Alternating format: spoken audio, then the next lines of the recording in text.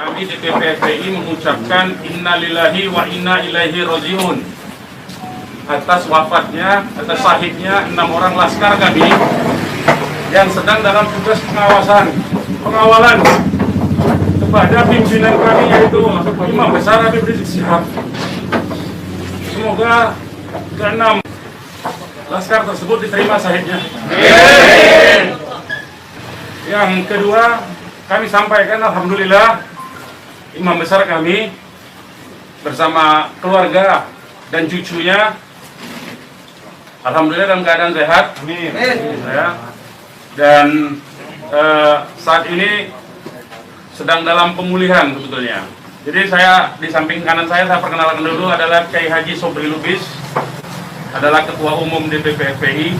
Di belakangnya adalah Panglima Laskar Pembela Islam Ustadz Maman Suryadi.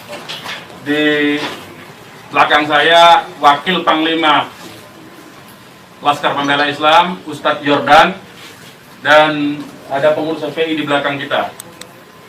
Jadi pertama-tama saya mau sampaikan bahwa kami sebelum ada pengumuman dari pihak Polda, yang tadi itu pun kita dapatnya dari televisi, sebelum kita mendengarkan pernyataan dari pihak Polda, itu kita masih menganggap keenamnya dalam status hilang.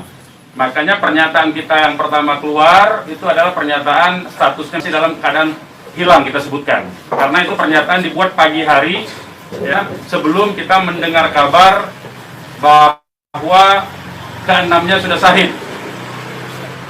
Nah, kemudian saya mau jelaskan kronologi backgroundnya dulu, bahwa beberapa hari yang lalu, ya, memang ada beberapa pengintai di Pondok Pesantren Habib Rizik, yaitu hari Jumat, ya.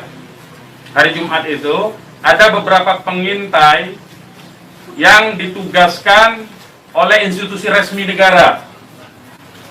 Ya, saya tidak mau sebut. Oleh institusi resmi negara yang ditugaskan mengintai 24 jam. Mereka menggunakan drone dan peralatan canggih lainnya. Dan kemudian ada komunikasi dari laskar yang menjaga Pondok Pesantren Habib Rizik di Megamendung itu dengan para pengintai. Karena kebetulan mereka terjebak dengan cara pengintaian mereka sendiri yang tidak profesional. Ada komunikasi antara laskar penjaga markas Syariah Megamendung dengan para pengintai. Ya. Ada 3 orang yang berhasil dikomunikasikan dan kita mendapatkan semua data-datanya. Ya, data-datanya kita dapatkan semua, identitasnya kita dapatkan semua, dan ternyata pengintaian itu bukan cuma terjadi di Megamendung, di lokasi Pondok Pesantren Habib Rizik, tetapi juga di Petamburan sini. Posisinya di sebelah sana, ya, posisi para pengintai. Ada foto-fotonya kita dapatkan. Kemudian juga di Sentul yang sempat dilakukan aksi demonstrasi. Artinya yang saya mau sampaikan di sini, Habib Rizik sejak kepulangannya memang diintai 24 jam. Ada 30 orang. Masih di Sentul, 10 orang di Megamendung. Jadi kita sudah tahu sebetulnya. Ya, kita sudah tahu. Nah, setelah proses hari Jumat itu, beliau bersama keluarga meninggalkan tempat istirahat beliau, tempat pemulihan beliau yang tadinya di Megamendung, beliau pindah ke Sentul, ya, pindah ke Sentul.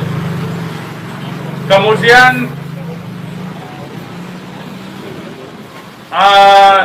Ahad, ya, malam, yaitu hari Minggu pukul 22.30, artinya lebih sekitar setengah 11-an, ya, setengah 11 sampai jam 11 malam.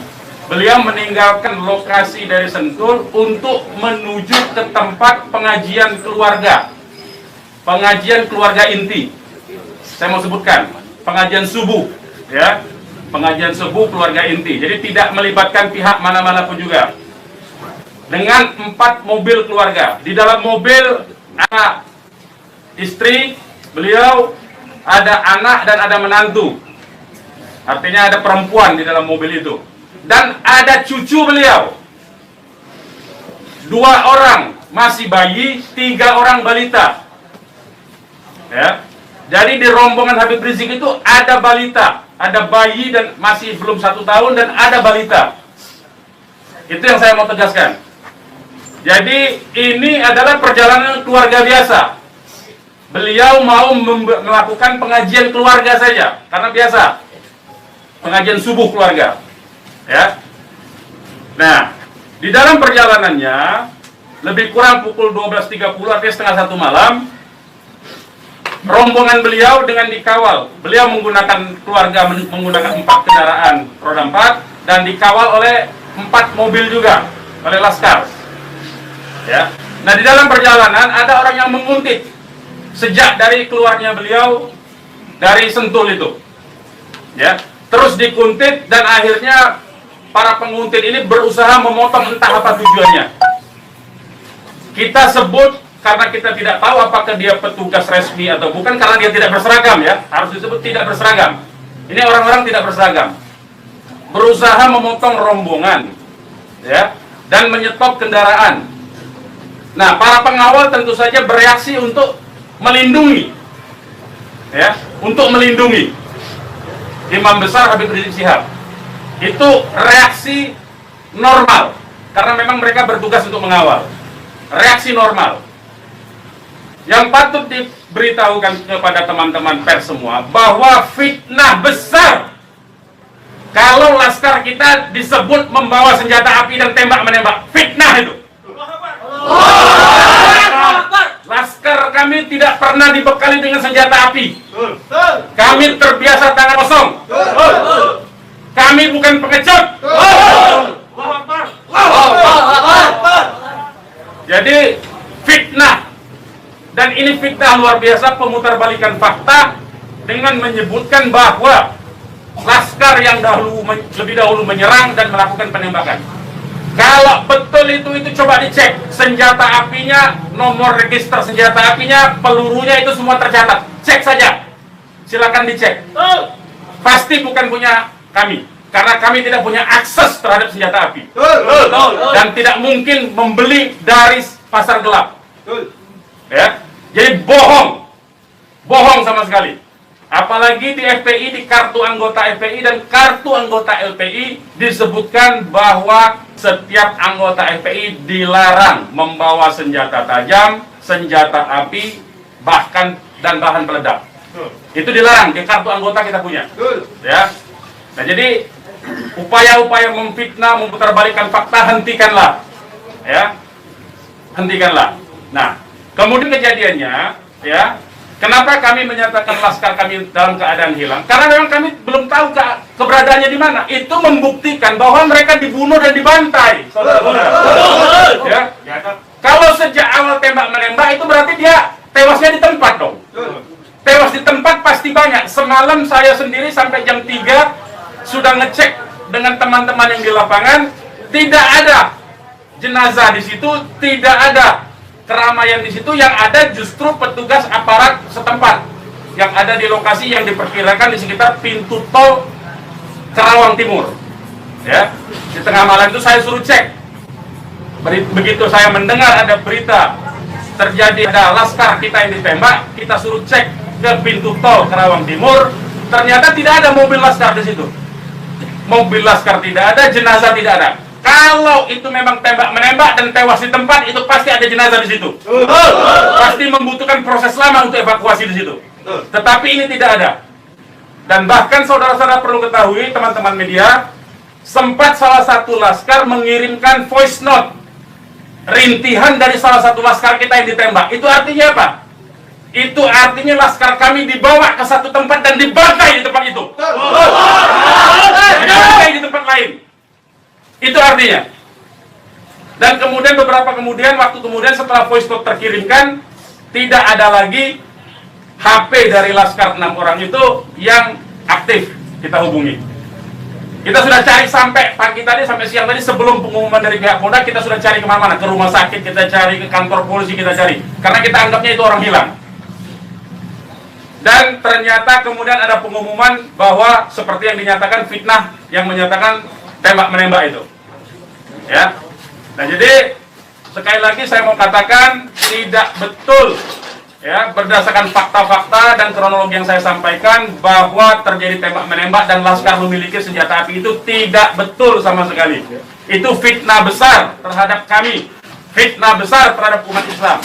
Kami anggap itu upaya memutarbalikkan fakta yang tidak pada tempatnya. Saudara-saudara harus diperhatikan, ini 6 orang ya, 6 orang wafat dibantai, keluarganya ada 1 di dalam, ya, ibunya ada 1 di dalam, ada 1 orang tuanya laki-laki sedang sholat di masjid, ya. Ini anak-anak kita tahu persis, anak-anak ini hanya bentuk kecintaannya mengawal pimpinan kami, imam besar, hanya bentuk pengabdian, tidak memiliki agenda apapun, tidak memiliki senjata api, tidak memiliki bahan peledak dan segala macam bentuk senjata lainnya. Dari kami, saya kira itu. Ketua Umum silakan kalau ada yang mau menyampaikan. Silakan.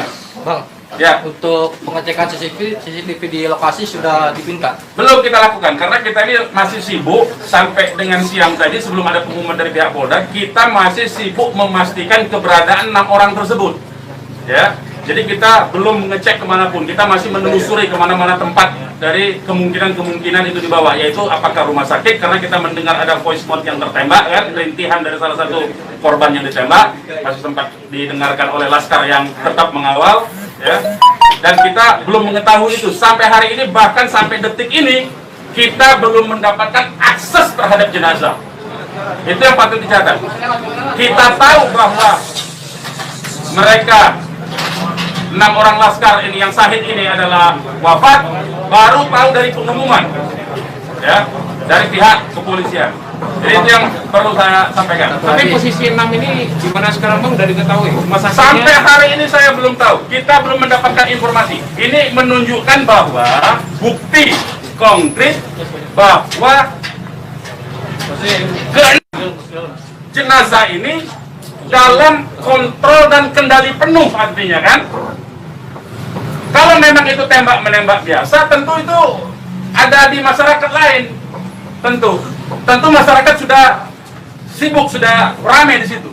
Ini sampai sekarang ini kami tidak mendapatkan akses di mana keberadaan jenazahnya, ya, kondisi lukanya di mana tembak menembak, berapa lubang pelurunya, kami tidak tahu. Hanya satu-satunya sumber informasi baru bahwa dinyatakan bahwa tewas. Ya, Bang, untuk yang 4 orang Bang.